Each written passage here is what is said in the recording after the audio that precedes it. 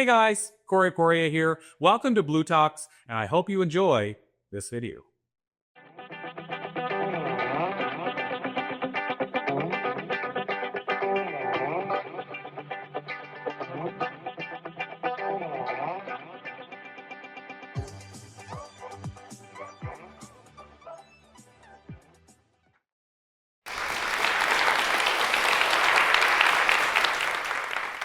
Thank you.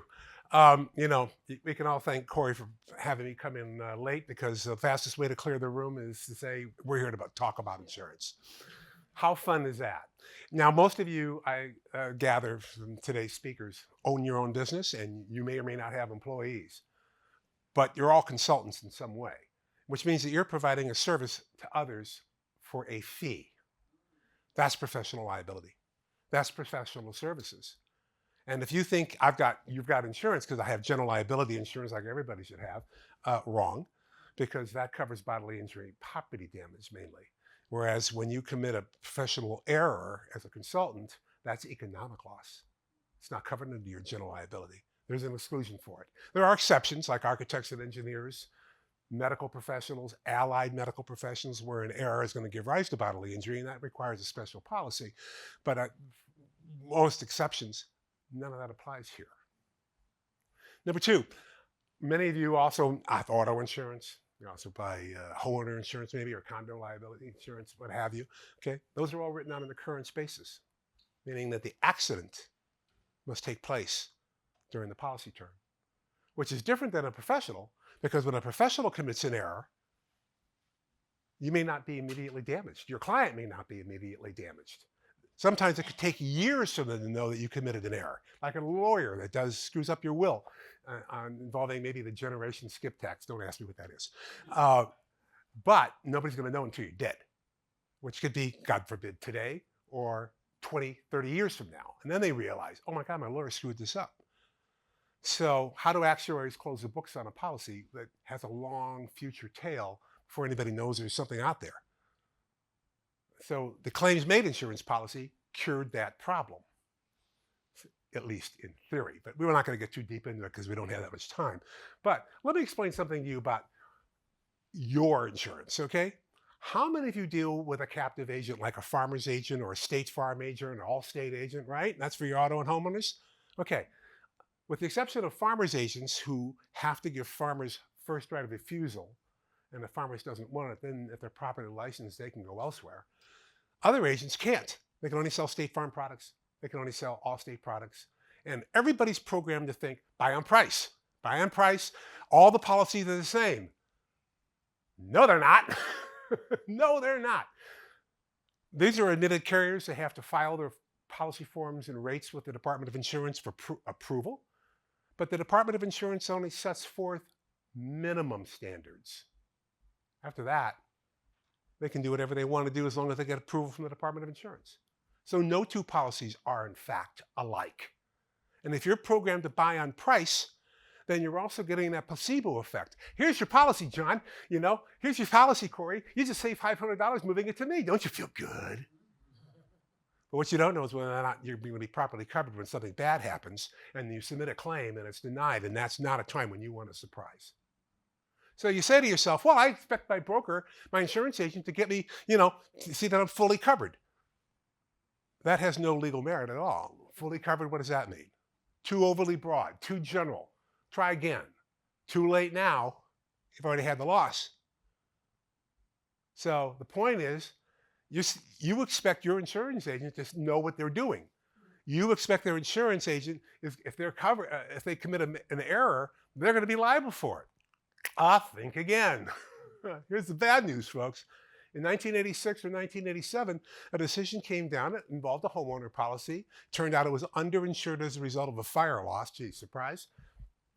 And they sued their broker, and the California Supreme Court ruled that an insurance agent, unless they hold themselves out as an expert, unless they agree to do a risk management review for an additional fee beyond the commission they're earning, or they misrepresent coverage, they have no duty to advise you at all. It's become known as the order taker standard of care. now followed by 36 other states in addition to California. We started it, folks. How do you like that? Florida, by the way, holds insurance agents up to a much higher standard of care. Go figure that, right? Okay, but what that really boils down to is they have no more obligation to advise you than your server at Denny's. And yet you're supposed to know what you need. You're supposed to know what kind of hazards you're facing, especially when you get into business. Oh my God, you have no idea how complicated that gets fast. And it's being done intentionally. I can guarantee we'll get into that in a little bit. But here's the real thing. Insurance agents used to have to take continuing education courses before or pre-education classes before they could even take the exam. I took the exam, I think in 1994. I had to sit in a classroom for 40 hours to get pre-education on various areas of insurance. You know, homeowners, auto, CGL, workers' comp, and what have you. 2007, they reduced that to 20 hours, and they could be done online. They also require you take 12 hours of code and ethics.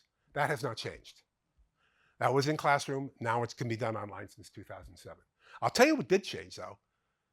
Just last week, the Department of Insurance announced a new statute has gone into effect that takes away the 20-hour requirement to get trained on various lines of insurance. Now you can just register for the exam and take it.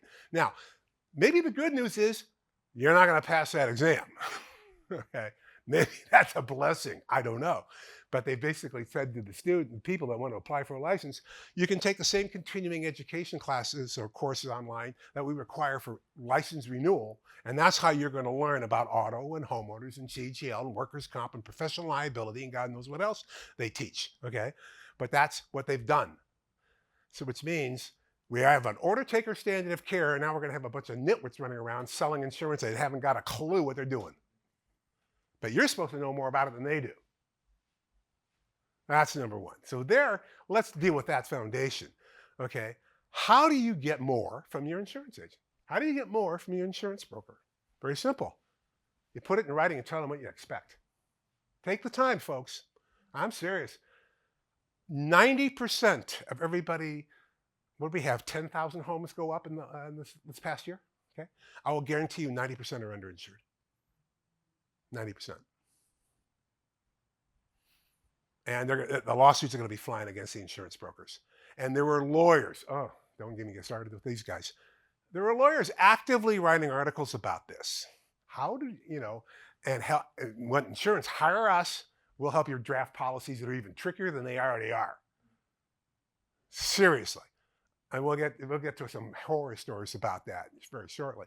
But take this seriously. So number one, if you're going to deal with a captive agent, fine. Get alternative quotes from somebody else too. Because if you're going to an Allstate agent, you're not going to get quoted by anybody else. So if you want coverage from another carrier, you got to find an independent agent that has access to several markets. Number two, let them know what you expect. I expect you to sit down with me and tell me what I need to know. Take that seriously.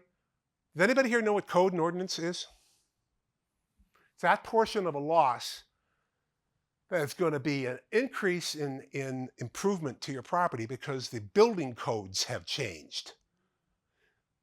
And sometimes that percent is, let's say you got a $500,000 fire limit. So normally the code and ordinance section of the policy will be 10%, $50,000. That may or may not be enough. My house is 70 years old. What do you think? Actually, my house is as old as I am, 75 years old. So what do you think about code and ordinance on my house, right? I about had a heart attack when I realized that. I said, okay, called up the underwriter. How high can I take it? She says 90%. Do it. Don't buy price. Buy coverage. Lesson number one. But make sure that agent of yours goes over the policy with you, what you need to know. Take the time. Because you're going to be shocked at what some of these sublimits are. How about you have to move out of the house in a terrible lost fire? It's called additional living expense, okay? That's what it's called. So, number one, is there a time limit? Is it limited to 1 year? Is it limited to 2 years? What's the limit that they're going to pay? Now, granted, They're not going to let you move out of your little one-bedroom condo and temporarily live in a mansion. That ain't going to happen. But still, rents in Southern California are very expensive. So what kind of coverage do you have? How long would it last? And how much time do you have to rebuild? Important questions. I happen to have a really good policy by accident, actually. But my adjusted loss and expense is called actual loss sustained. Unlimited time, no limit. Think about it. I can tell you, State Farm does not do that. So that's one area. And then, of course, you got your personal property. I think everybody here knows that fine arts jewelry has to be scheduled. Make sure you get those appraisals and read the fine print. My insurance company made me jump through hoops this year. They wanted proof that I had, an alarm system, that it's centralized, that if there's smoke and it automatically alerts the fire department, on and on and on. Fortunately, I had all those certificates. And on top of it, I also had to go through $10,000 worth of expense to just, attach the house to the foundation properly. Because I don't want a slab foundation home ever, but that's a different story. These are things you can do to protect yourself. Put it in writing. I can carry you. I've been lecturing about, I think my first article on document to avoid errors and omission claims was published in 1979. I am shocked how insurance brokers don't document their conversations with the client. It's amazing. I just can't get over that, especially with today's computer systems. You don't have to worry about that piece of paper on the inside of the file with the date, initials, and write down what happened. Now you can just do it in the computer. Some systems even prompt you when you open up the record. You can't close it until you put in why you were there, what you were doing, and whether or not you needed to set a diary follow-up date. And yet, somehow this stuff still falls through the cracks. I mean, it's crazy. But this is what's happening. For you professionals, let's talk a little bit about claims-made insurance. How sexy is that, right? Okay, let's talk about that. Number one, the reason for it is simple. When you commit a professional error, unlike your auto insurance, unlike your homeowner insurance, and somebody slips and falls, they're immediately injured. You may not know how bad it is right away, but they're immediately injured, and chances are they're going to make a claim against you pretty quickly, or their lawyer will. Or they want to negotiate with your insurance company, what have you. And you've got an obligation to report it to your insurance company. Never take that for granted. You have a loss you think is going to give rise to somebody making a claim against you, or your own claim for that matter, report it immediately, without delay. More and more policies are restricting on that now. They're looking for all sorts of gotchas that'll get you. Trust me on this. So, professionals, commit an error, nobody's going to know about it for quite a while. You're an architect or an engineer, and you've done the specs on building a pedestrian bridge over some roadway. Nobody's going to know it's not right. Nobody's going to know that thing's going to collapse until it does. And that could be tomorrow. It could be 10 years. Now you got a problem. So that was the reason why they came up with the concept of claims-made policy. But the problem with claims-made policies is really simple. Number one, you cannot report anything. Well, you can, but nobody's going to know there's a problem until you get a claim made against you by the injured party or their lawyer. You have no control over that. You may have even forgotten you've committed an error. You may not even know you committed an error. But you're not going to know about it until somebody does something to you. Now, you got to turn around and you got to report it to your insurance company, what's called as soon as practicable. Take that one seriously, meaning immediately without any unnecessary delay. Otherwise, they can deny coverage. There are now 5 conditions to trigger a claims-made policy. I'm not going to go into all 5 of them. I'll deal with just 2. Number one, when a claim is made against you, report it immediately without delay. Make sure you send it to the right place. You'd be surprised. Oh, I'm renewing next month. I'll just include it with my renewal application. Wrong. The underwriter at the insurance company has no obligation to notify the claim department, believe it or not. Its policy says you must notify this claim department at this address, at this email address, at this fax number, and if you don't do it, you haven't lived up to your obligation under the policy. There's plenty of cases to support that. Worse. Whoa. If you know about a potential claim, There's a warranty on the application. I screwed up, but I'm trying to fix it. And if I fix it, nobody's going to make a claim against me. Well, as soon as you are trying to fix a problem, you already know there is one. You already know that there's a possibility they could have a claim made against you. And yet there's a warranty on the application that says, are you aware of any fact or circumstance that could give rise to a claim in the future? And you say no. That's fraud. That's misrepresentation. And they will deny coverage. Before the book came out, I did a lengthy article for the International Risk Management Institute and reviewed 224 claims-made denials, every one of which I pretty much agreed with. Who do you think was the biggest source, of policyholder, like architects or accountants, what have you? Anybody want to take a guess? Lawyers, yes. They were the worst. And why? Because I can fix it. Or their ego won't allow them to do it. What have you. 26% of all those claim denials were from law firms, and most of them were litigators, so that means they know about insurance. Okay. Second largest group, directors and officers. And why? Because if you're anybody here a director on a nonprofit board or anything like that? Okay, make sure they got good D&O insurance. Seriously, claims made. And so the bottom line is, when you're a director, what do? Turn it over to counsel, corporate counsel. And those nitwits, oh yeah, do you have insurance? They don't have to ask you that, believe it or not. Many states say your lawyer has no obligation to ask you if you're covered with any insurance. But you know you got D&O. You might say, by the way, we need to report this right away. But if they say, no, you don't. Oh, yes, you do. Oh, yeah, you do. These are some of the problems that, you're facing. And there's a challenge because it's getting worse. How many people have heard of Pharmacia Corp? Pharmacia Corporation, big multinational pharmaceutical company. You can imagine the towers of insurance they buy. They're probably self-insured. It's like a deductible of somewhere between 5 and 10 million. And then they'll buy layers of excess in the 10 or $20 million layers at a time. They got involved in a case where they entered into a settlement at $207 million. Now, before they can do that, by the way, they got to go to all their insurance companies and say, number one, they had to put them all on notice.